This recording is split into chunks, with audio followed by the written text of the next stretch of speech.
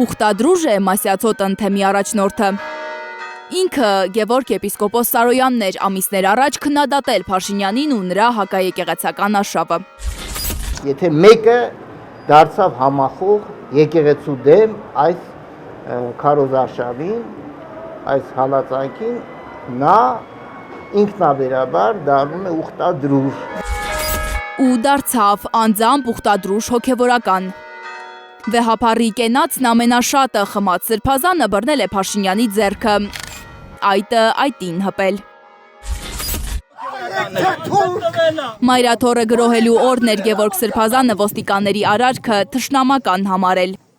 Արտասվել, երբ Տեր Զարեհը ԱԱԾ-ականներին ու ոստիկաններին սաստել էր մայրաթոռում ուժ կիրառելու համար։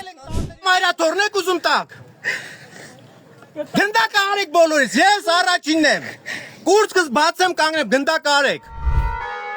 Կիրակի Արարատի Սուրբ Հակոբ եկեղեցում էին Գևորգ Սրբազանն ու վարչապետ Նիկոլ Փաշինյանը։ Նրանց գրկախառնության կադրերը տեսել է Տեր Զարեհը, որ ավելի քան 2 տարի Գևորգ Սրբազանի թեմում է եղել։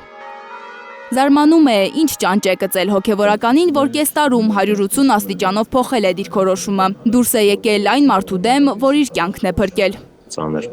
վիրավորվել էր Սրբազանը վթարից։ Վեհապարն ամեն ինչ արեց, որպեսզի ինքը ապաքինվի, ոչինչ չխնայեց իր առողջության համար։ Եվ այսօր ինքը դնում է այն մարդկանց կողքին է կանգնում, ովքեր ու որոնց կեղծ զրպարտությունների հետևանքով ձերբակալում են եպիսկոպոսներ, եւ նրանցից մեկն էլ իր ամենամտերիմ ընկերն է, Մկրտիչ Սրբազան եպիսկոպոսը։ Ամեն տեղ խոսվում էր, որ մայրաթոռի դեմ հալածանքները դրանք քաղաքական պատվերներն են, եւ այդ հալածանքների ակունքները Թուրքիան եւ Ադրբեջանն են, բայց ակնհայտ է, որ հիմա արդեն ինքն է միացել Հայաստանի իշխանության ձեռքով տարվող թուրք-ադրբեջանական տանդեմի արշավին։ Տեր Զարեհը համոզված է, լուրջ պատճառ պետք է լիներ դրա համար, գուցե կոմպրոմատներ կան նրա դեմ։ Կա ինչ-որ կոմպրոմատների փաթեթ, որան ներկայացվել է եւ ինքն էլ ստիպված գնացել է համագործակցության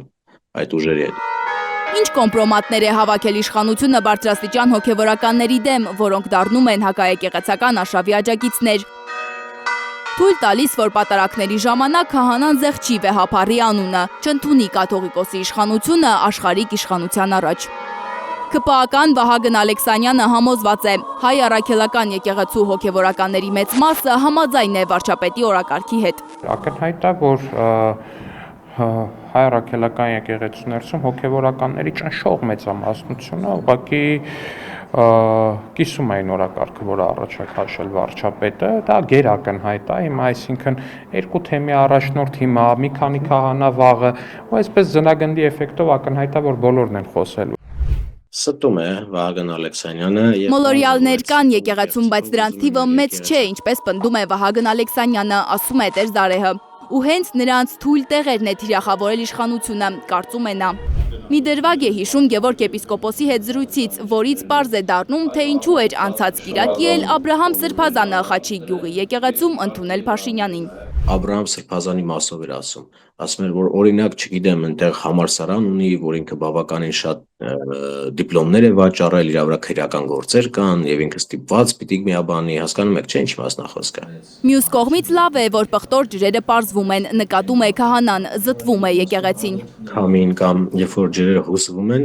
այսինքն այն ծանր քարերը, ոսկին, ազնիվ բաները, դրանք չեն ենթարկվում այդ ուժերի ազդեցությանը։ Տեր Զարեհը հորդորում է Գևորգ եպիսկոպոսին արժանապատվորեն հեռանալ ծառայությունից։ Լանա Համբարձումյան, Գագիկ Տեր-Ղազարյան, Հայլուրի համար։